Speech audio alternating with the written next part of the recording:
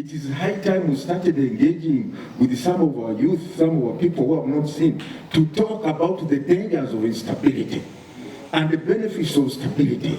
It does not mean that when we have stability, we don't have challenges. We have them. But the question is, should we allow these issues, these differences, these disagreements to descend to a level where we lose the peace and stability and we turn on one another? I can assure you, you ask the people of the countries around us. Northern Sudan has been relatively stable. See what is happening there. Look around the entire region.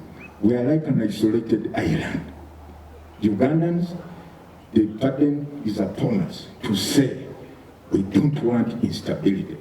Let us address the issues that concern us. And I agree with the ambassador, His Excellency Ambassador. The need for national dialogue is very critical. And this has been canvassed before. There are so many people who have advocated for national dialogue. I think we need to come to that. Download the app on App Store or Google Play Store now. Vision Digital Experience, the future of media.